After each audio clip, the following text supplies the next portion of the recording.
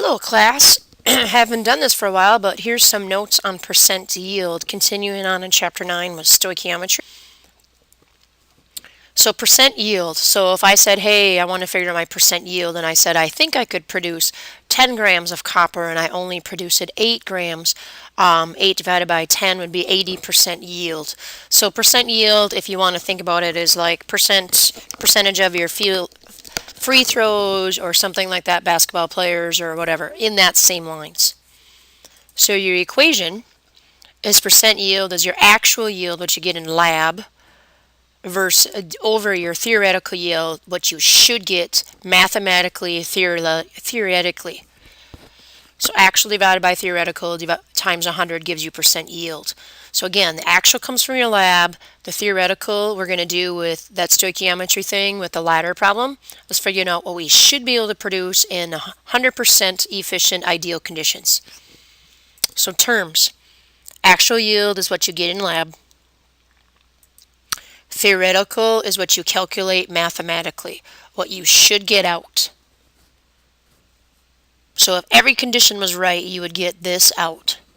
Of course, we know we're never going to get 100% yield because everything would be perfect.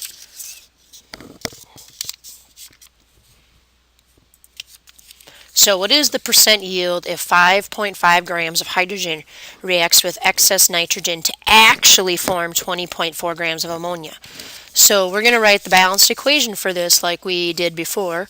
So hydrogen reacts with nitrogen to form ammonia. So hydrogen, H2 because it's a Hobelfinkel, plus N2 because nitrogen is a Hobelfinkel, yields ammonia is NH3.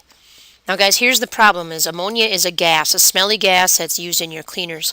Ammonium is NH4 plus 1 is a polyatomic ion.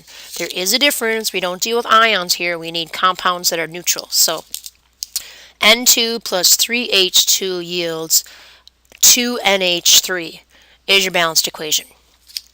Now what we want to do is write up our knowns and what we want. So we're going to put the 5.5 grams over the hydrogen and X grams of NH3 because that's what we ideally want to fit it. Now we're going to find theoretical yield.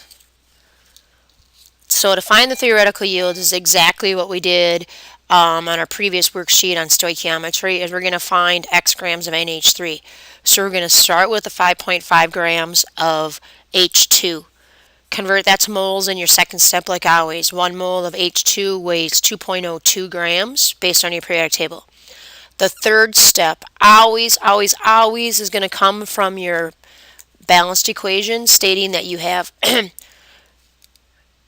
2 moles of NH3 over 3 moles of H2. So notice in the one with the third equation is the only place there's 1 mole or more than 1 mole. It comes from your balanced equation, and now that canceled moles of H2, we have moles of NH3. So I'm going to take and find the grams of NH3 is 17 divided by 1. So 5.5 times 2 times 17 divided by 2 divided by 3 gives me 31.2 grams of NH3. Now that is your theoretical yield.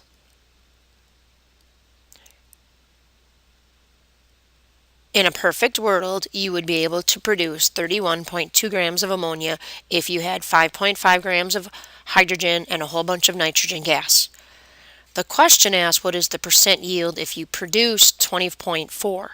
So we're going to use the percent yield now is actual divided by theoretical. So the actual is a 20.4, the theoretical is a 31.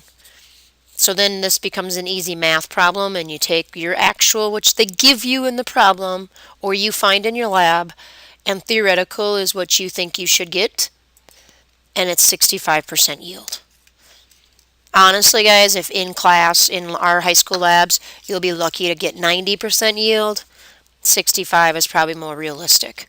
And in the industry world, what they want to look at is their yield, and they're going to want to see if they can increase their yield to increase their efficiency to decrease their cost is kind of where you go with that. Okay,